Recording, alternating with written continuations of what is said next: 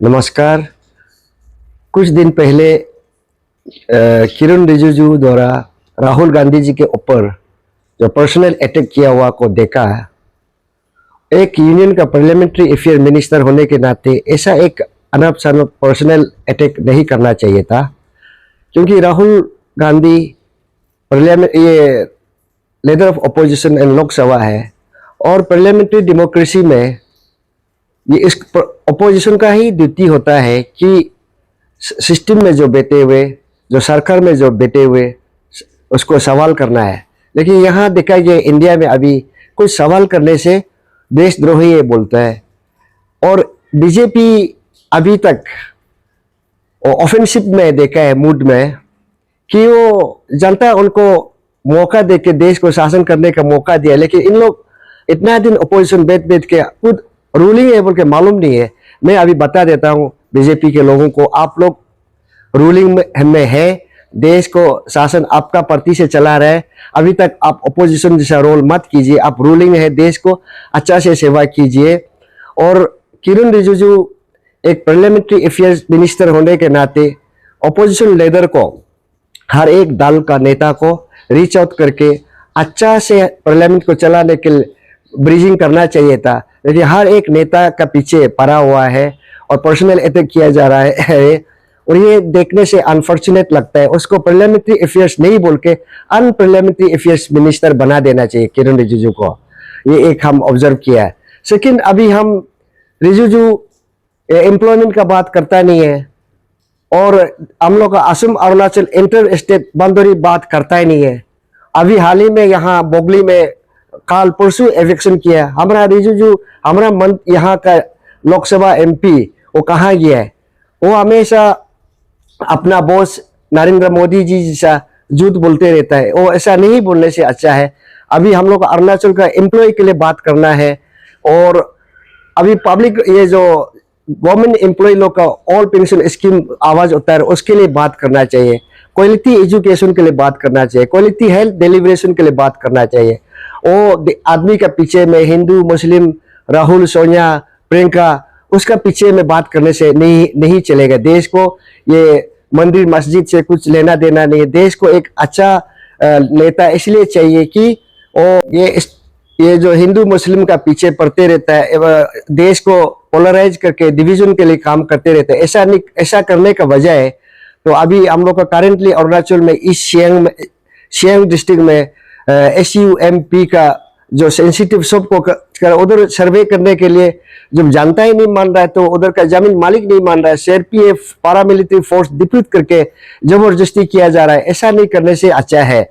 और यहाँ inter state boundary को रिपीट करता है कि उसको अभी आप लोग पहले सॉल्व कर लिया बोलता है। सॉल्व कर लिया तो अभी एविक्शन क्यों चल रहा है?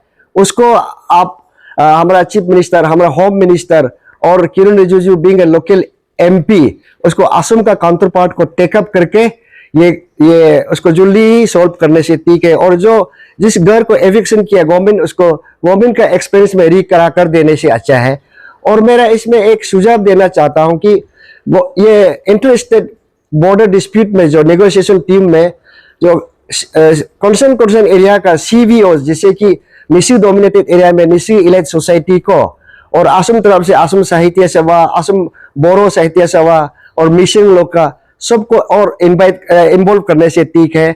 और जैसे कि लिकावाली एरिया में गलो वेलफेयर सोसाइटी को और पासीघाट एरिया में आदिवासी केवंग को सब नेगोशिएशन में गवर्नमेंट इन लोग के साथ में लेके चलने से ठीक है, क्यों वो कम्युनिटी बेस्ड ऑर्गेनाइजेशन ही अच्छा से एक रिजल्ट दे सकता है। गवर्नमेंट उनको भी लेके अपना साथ टीम में इन्वॉल्व कराने से ठीक है। और opposition parliamentary form of democracy में ऑपोजिशन ही गवर्नमेंट को सवाल करना है। यहाँ बीजेपी तो उल्टा, बीजेपी ही ऑफेंसिव मोड में रह के कांग्रेस को अटैक करते जा रहा है, कांग्रेस को उल्टा सवाल करते जा रहा है। ये अनफॉर्चुनेट है। और बीजेपी शायद मालूम नहीं है कि आज तक इन लोग रूलिंग में है बोल के मालूम नहीं। मैं अभी दोबारा बता देता हूँ, वो ऑपोजिशन में नहीं है, रूलिंग में है। और आप सत्ताधारी है, सरकार आपके हाथ में है, देश को चलाना आपका हाथ में। आप नरेंद्र मोदी जी और उनके टीम डीमोनेटाइजेशन का इफेक्ट क्या एडवांटेज हुआ है, क्या बेनिफिट हुआ है देश को बताइए। वो नहीं बता रहा है। और आपका 2 करोड़ जॉब एनुअली जो आपने सब देश के सामने बताया, तो अभी 11 इयर्स में 22 करोड़ गवर्नमेंट यूथ को नौकरी देना चाहिए। वो अभी तक उसका स्टेटस बताइए, जनधन योजना का स्टेटस बताइए, 15 लाख पर अकाउंट में देगा बोल उसका अकाउंट्स बताइए, और फार्मर्स का एमएसपी बढ़ा देगा बोल के उसको बताइए, एम्प्लॉय का जो ऑल पेंशन स्कीम डिमांड देश भर में डिमांड कर रहे उसको दीजिए, और हेल्थ में क्वालिटी हेल्थ डिलीवरेशन और क्वालिटी एजुकेशन आप दिलाइए, और मार्केट में इन्फ्लेशन को आप चेक कीजिए, क्योंकि इंटरनेशनल मार्केट में क्रूड ऑयल का दाम इतना गिरा हुआ है। इतना गिरने का बावजूद हम अभी जो पेट्रोल डीजल इतना दाम क्यों हो रहा है, वो सबको बात कीजिए। बात नहीं करके उल्टा लेदर ओपोजिशन को पर्सनल अटैक करके फायदा नहीं है हम। लेकिन ये समाप्त कर सकता है कि मोदी जी जिस तरह नेहरू को अटैक करता है, क्योंकि मोदी जनता है वो कुछ नहीं कर रहा है, इसलिए नेहरू का छत्र छाया में बैठना दिखाना चाहता है, और उसका जो एग्जिस्टेंस को उसका उसको नेहरू का छत्र छाया में उसको दिखा के नेहरू को कंपेयर करके अपने आप को पब्लिक से लिंक करना चाहता है। वो गलत है।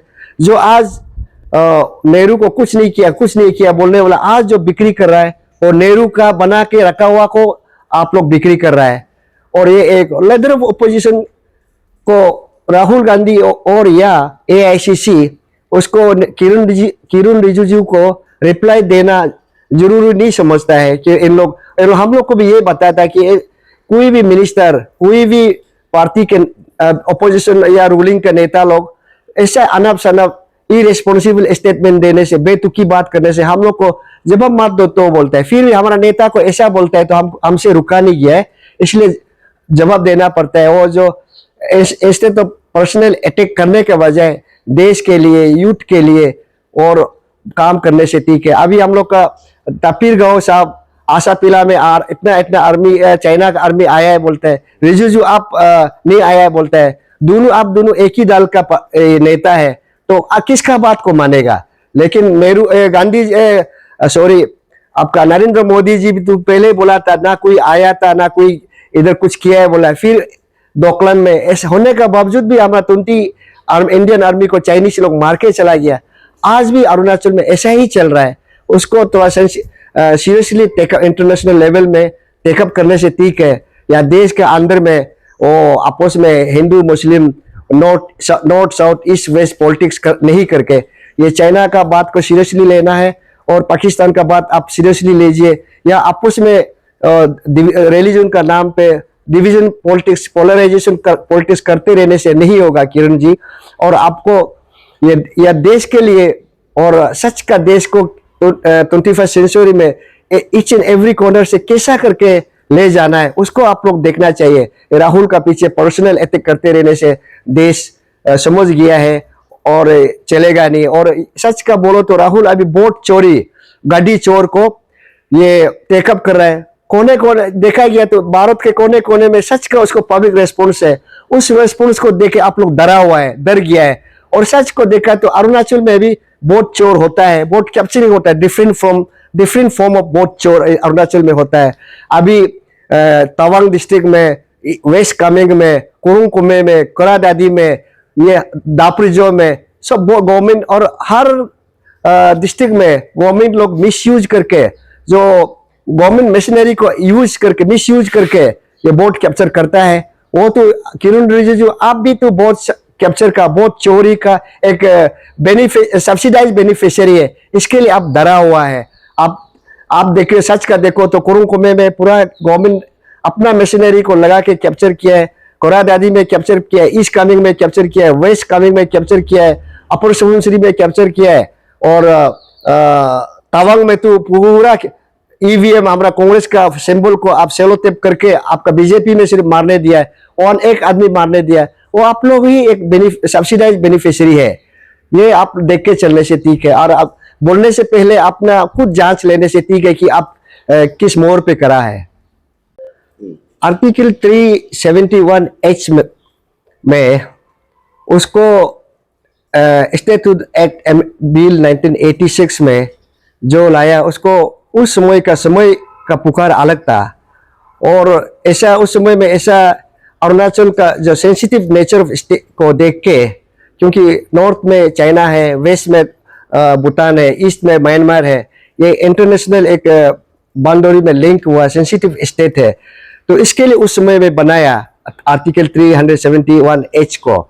अभी उसको इतना समय गुजर गया, लगभग 40 साल हो गया, तो अमेंडमेंट करना जरूरी पड़ गया, क्योंकि उस समय का अरुणाचल और आज का अरुणाचल अलग है।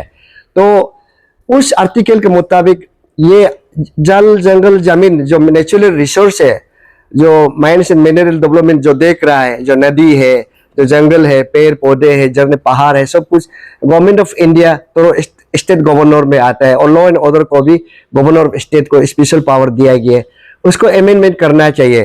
तो इसका चलते उस आर्टिकल का सहारा लेते हुए जो सियांग अपर मल्टीपर्पज प्रोजेक्ट को, जो SUMP को, उधर मिलिट्री यूज करके, फोर्स यूज करके उधर का जो स्टेक होल्डर्स को भी उसको प्रेशर में, दबाव में डाल के, प्रेशर में डाल के और जबरदस्ती कर रहा है, उसको अमेंडमेंट करना चाहिए। ऐसा नहीं होगा तो आप देखिए, ये अर्ली 60s में भी चकमा चिटागांव हिल डिस्ट्रिक्ट में एक इनका भी अपना घर था, अपना जमीन था, और ये कप्ताई हाइड्रो प्रोजेक्ट बनाने के बाद उसका 40% जो कल्टीवेबल लैंड पानी के अंदर डूब गया। तो आज चकमा के लोग अभी साउथ ईस्ट एशियन में एक रिफ्यूजी बन के इंटरनेशनल प्रॉब्लम बन रहा है, उसका अरुणाचल भी ऐसा कुछ उसका हिस्सा बन रहा है। तो ऐसा ही अभी SUMP को अच्छा से गवर्नमेंट टेक्टफुली डील नहीं करेगा। जो माइटी सियांग रिवर का लेफ्ट एंड राइट एम्बैंकमेंट में जो बसे हुए लोग हैं, हमारा आदि भाई बहनों लोग, तो चकमा पार्ट 2 हो जाएगा। इसलिए अपना ही जमीन में, अपना ही जंगल में, अपना ही जल का सामने में ये उस रिफ्यूजी जैसा स्टेटस होने नहीं देने से ठीक है। उसको गवर्नमेंट सॉफ्टली उसको रिव्यू करके, क्योंकि every approval is subject to amendment, तो with consultation to stakeholders of that locality, तो वो उसको देख के वो आर्टिकल 371H को at par with 371A and G of the constitution उसको बना देने से ठीक है। गवर्नमेंट अभी भी समय है, उसको देख के बनाने से ठीक है। तो ऐसा उसको ही करना है, और ये स्टेट जो भलाई के लिए, फ्यूचर के लिए, उसमें हम लोग पॉलिटिक्स नहीं करके, उसमें जो हम अपोजिशन लोग एडवाइज करता है, अपोजिशन तो गवर्नमेंट का दुश्मन नहीं है, लेकिन थोड़ा विचार अलग है, way of serving the people वो अलग है। इसलिए अपोजिशन का जो सजेशन को पॉजिटिव क्रिटिक्स मान के गवर्नमेंट चलने से हम लोग तो कंस्ट्रक्टिव अपोजिशन रोल करेगा। अपोजिशन है बोल के अनाप शनाप झूठ बोलते नहीं रहते आज तक, इरेलीवेंट बात नहीं करते। जो अरुणाचल के जो रेलिवेंट है, जो इम्पोर्टेंट है, वो तो कॉम्प्रोमाइज नहीं करने से ठीक है। और अभी चाइना में 60,000 मेगावाट बन रहा है, तो उसका काउंटर अभी 11,000 बनाएगा बोलने से वो तो एक लॉजिक नहीं है। उसको ऐसा सलाह देने वाला जो साइंटिस्ट या इकोनॉमिस्ट या कोई भी इंटेलेक्चुअल प्रोफेसर को वो दोबारा सोचना चाहिए कि 60,000 मेगावाट को नीचे में 11,000 से कुछ काउंटर करने वाला नहीं है।